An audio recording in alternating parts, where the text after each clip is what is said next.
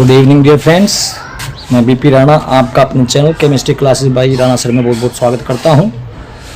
और जैसे कि अभी पिछले कई महीनों से कुछ तकनीकी समस्या होने के कारण मैं YouTube पर वीडियो नहीं डाल पा रहा था और बच्चों की बेहद डिमांड पर अब दोबारा से वीडियो मैंने डालनी स्टार्ट कर रहा हूं, क्योंकि अभी बोर्ड एग्ज़ाम आने वाले हैं और इन बोर्ड एग्ज़ाम में लगभग 15 से 20 नंबर में नेम रिएक्शंस यानी नाम अभिक्रियाएँ, जिनके नाम या तो स्पेसिफिक नाम होते हैं या फिर वैज्ञानिकों के नाम पर जिनके नाम होते हैं, ऐसी अभिक्रियाएँ पूछी जाती हैं। इसके अलावा क्या होता है जब, कैसे प्राप्त करोगे और रिएक्शन को पूरा करना, अभिक्रिया को पूरा करना, ऐसे सवाल कुछ पूछे जाते हैं। तो इसी क्रम में मैं आपको कुछ नाम अभिक्रियाएँ बताऊंगा और वो केवल आपके इंटरमीडिएट के लिए नहीं बल्कि पूरे जीवन बीएससी एमएससी जहाँ तक भी आप पढ़ोगे वहाँ तक आपके लिए कारगर होगी। तो चलिए इसी क्रम में आज पहली नाम अभिक्रिया स्टार्ट करते हैं। और पहली नाम अभिक्रिया है विकार्बोक्सिलीकरण।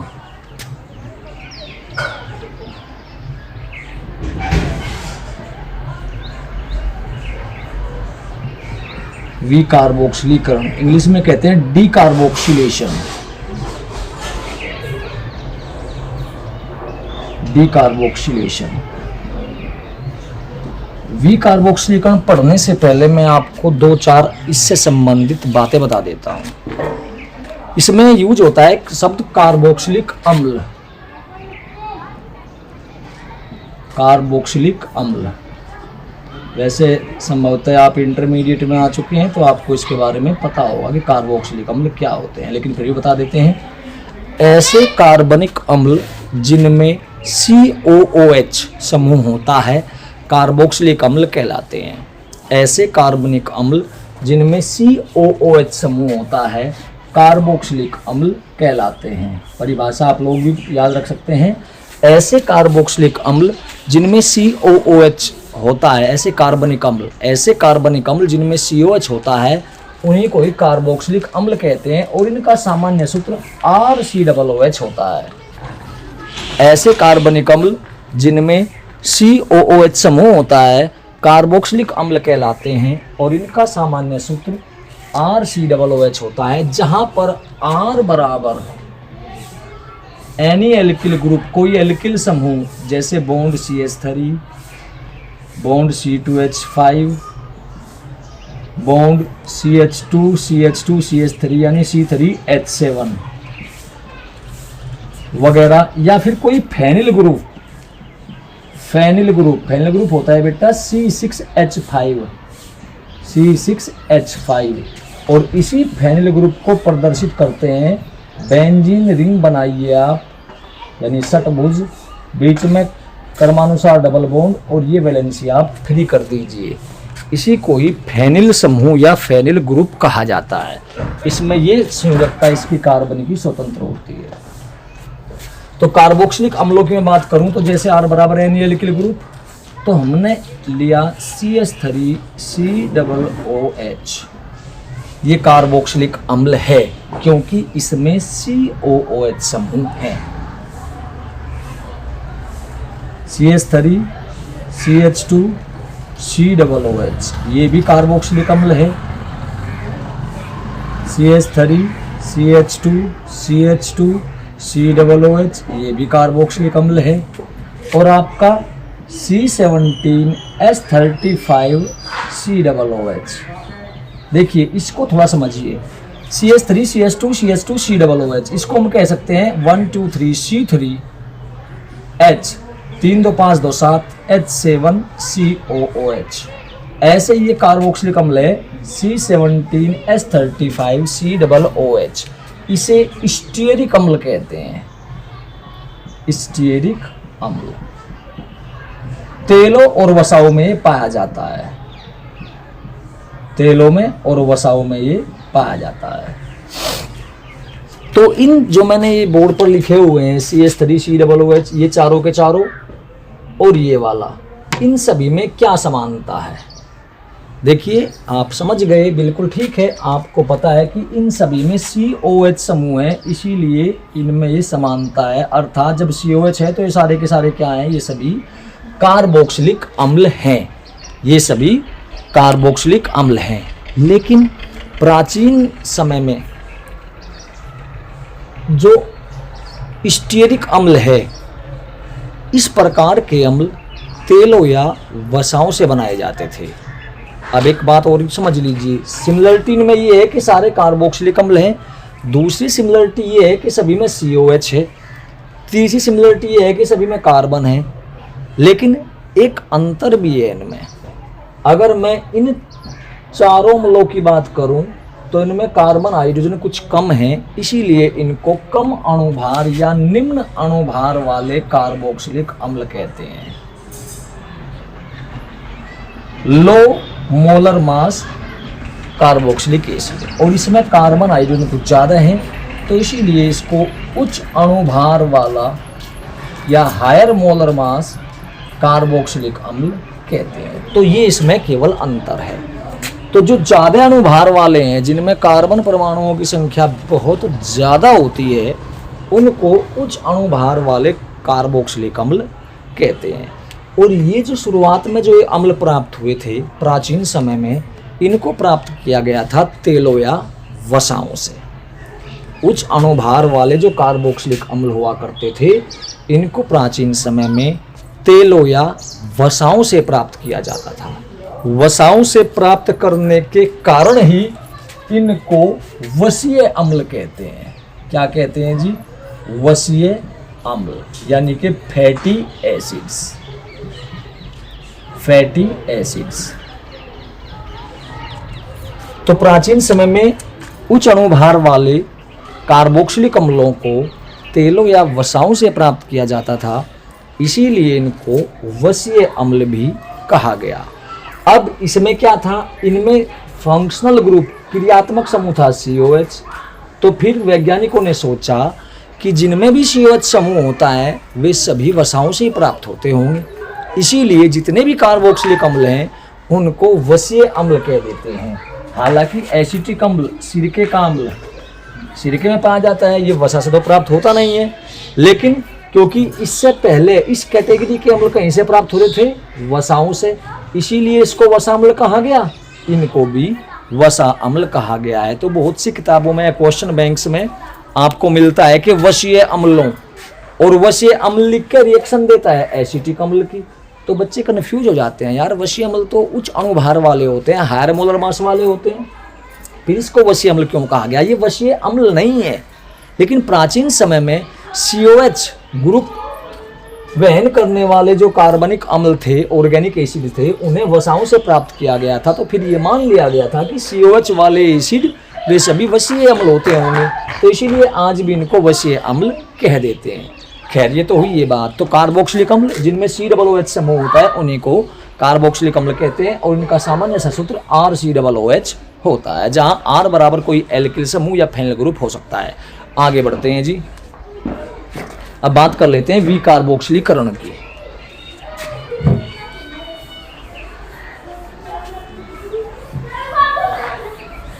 वेरी इंपॉर्टेंट टॉपिक है बेटे, अगर आप लोग ध्यान से पढ़ोगे तो निश्चित रूप से आप समझ जाएंगे।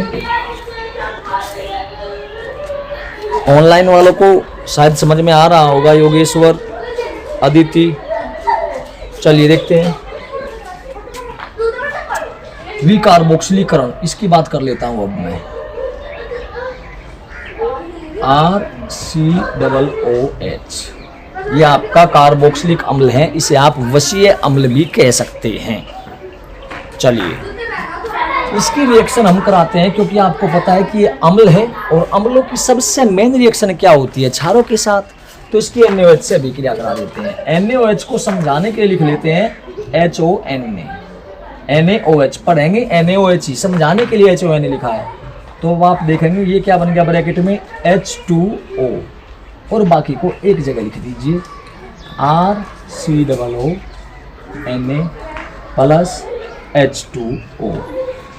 ये कार्बोक्सिलिक अम्ल है, और ये उस अम्ल का सोडियम लवण है, सोडियम लवण, समझ जाइएगा, सोड लवण यानी सोडियम लवण, और ये है कार्बोक्सिलिक अम्ल।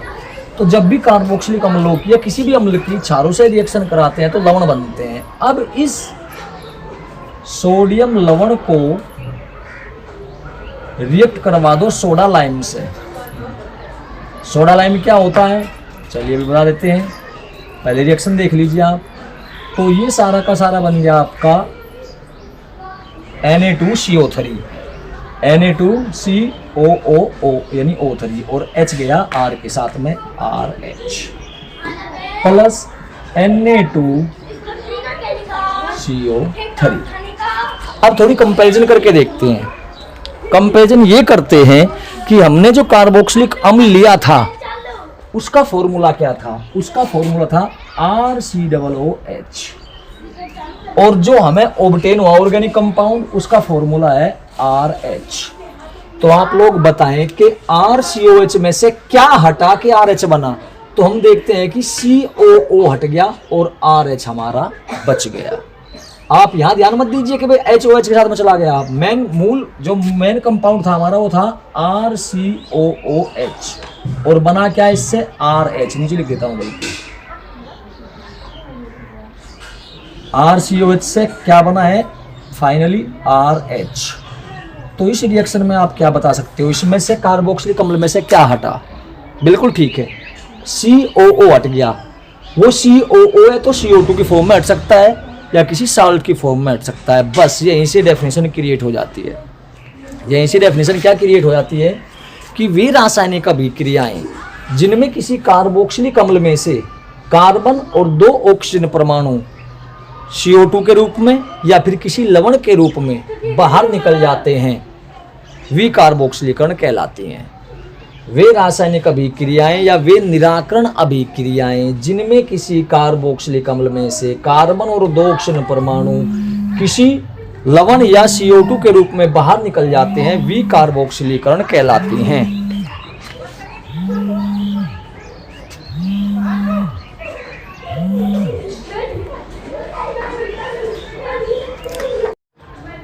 वीडियो में बीच में थोड़ा व्यवधान हो गया था, माफी चाहता हूँ उसके लिए, शायद आप देख नहीं पाए होंगे। यहाँ तक आपको बता दिया गया था कि वे रासायनिक अभिक्रियाएं जिनमें किसी कार्बोक्सिलिक अम्ल में से कार्बन और 2 ऑक्सीजन या तो CO2 के रूप में या किसी लवण के रूप में निकल जाते हैं, वे कार्बोक्सिलीकरण कहलाती हैं। तो देखिए RCOOH से RH बन गया, क्या निकला COO निकल गया, RH आपका रह गया। ये निकलता कैसे है जी, जैसे ऊपर बताया है। अब एग्जाम्पल के रूप में ले लेते हैं, जैसे CH3COOH plus NaOH will be equal to HOH क्या बना H2O, बाकी CH3COONA प्लस H2O। इस CH3COONA की रिएक्शन करा देंगे सोडा लाइम से। सोडा लाइम NaOH और CaO का मिक्सचर होता है। NaOH का नाम है सोडियम हाइड्रोक्साइड या कास्टिक सोडा, CaO का नाम कैल्शियम ऑक्साइड या लाइम, दोनों को मिला दिया बन गया सोडा लाइम। यानी सोडा लाइम किसका मिक्सचर होता है, NaOH और CaO का। खैर, तो ये आपका बना आपका Na2CO3, H को जोड़ दो CH3 में यानी CH4 प्लस Na2CO3। तो अगर हम रिएक्शन की डिटेल की बात करें तो CH3COH हमने लिया था, बना क्या CH4। CH3COH में क्या निकला, यहाँ से COO निकला और क्या रह गया CH3H का मतलब CH4।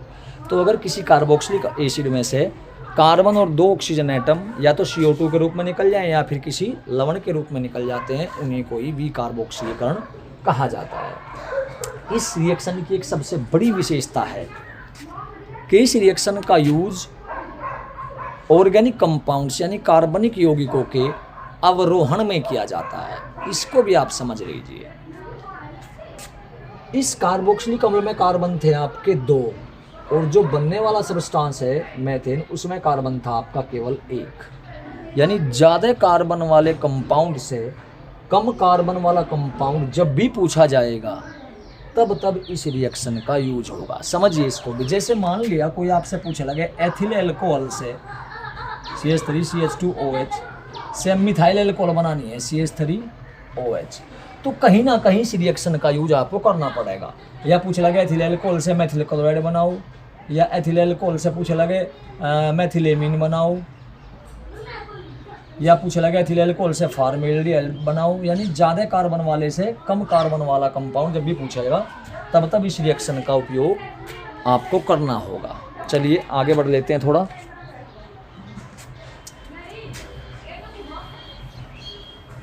एक एग्जाम्पल हुआ, और ले लेते हैं आपका बेंजोइक एसिड वाला। बड़ा इंपॉर्टेंट एग्जाम्पल है बेंजीन बनाने के लिए। ये हुआ आपका बेंजोइक एसिड। बनेगा क्या, बिल्कुल आइडिया कर लीजिए आप। COO हटना है, H यहीं रह जाएगा, यानी कि बेंजीन बन जाएगी। बनेगी कैसी, NaOH, ये H, ये OH, H2O, Na जुड़ गया COO में, सोडियम बेंजोएट प्लस H2O। ये बेंजोइक अम्ल, ये सोडियम बेंजोएट, बेंजोइक अम्ल सोडियम बेंजोएट। अभी सोडियम बेंजोएट की रिएक्शन करा दो सोडा लाइम से,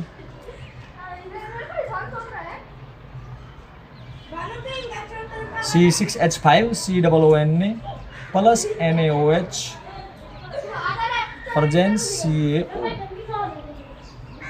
ये सारा क्या बना, Na2CO3, H जाके जुड़ जाएगा फ्री वैलेंसी पे और बन जाएगी बेंजीन प्लस Na2CO3। इसके अलावा इसका एक जगह यूज, एक बार मैं ये देख लूँ कि स्क्रीन में बोर्ड पूरा आ रहा है क्या। जी हाँ, इसके अलावा एक था आपका टोलुइन बनाने की जो मेथड था, सोडियम टोलुएट। ये हो गया आपका टोलुइन, लेकिन अब हो गया सोडियम टोलुएट। ये Na कहाँ से, पहले यहाँ H रहा होगा, पहले यहाँ पे H रहा होगा, NaOH से रिएक्शन कराई तो H की बजाय Na आ गया, प्लस NaOH प्रेजेंस CaO। ये बन गया Na2CO3, H यहाँ जा करके बेंजीन रिंग में कार्बन के साथ में जुड़ जाएगा, तो यहाँ पे बनेगा आपका टोलुइन। ये बनेगा, ये सोडियम टोलुएट, मैं लिख देता हूँ सोडियम, समझ जाइए सोडियम टोलुएट। और ये टोलुइन TOLUENE टोलुइन। तो इस तरह से विकार्बोक्सिलीकरण वे रासायनिक अभिक्रियाएं जिसमें किसी कार्बोक्सिलिक अम्ल में से कार्बन और 2 ऑक्सीजन या तो किसी लवण Na2CO3 के रूप में निकल जाते हैं या फिर CO2 के रूप में निकल जाते हैं, उन अभिक्रियाओं को ही विकार्बोक्सिलीकरण कहते हैं। Those chemical reactions in which carbon and 2 oxygen atoms are removed in the form of CO2 और in the form of Na2CO3 from a carboxylic acid is known as decarboxylation. तो ये आपका पूरा विकार्बोक्सिलीकरण यानी कि डिकार्बोक्सिलेशन उपयोग कहाँ होता है, जहाँ पर ज़्यादा कार्बन वाले से कम कार्बन वाला कंपाउंड बनाना हो। अब क्या होता है जब की बात कर लेते हैं, अगर आप चाहें तो स्क्रीनशॉट भी ले सकते हैं।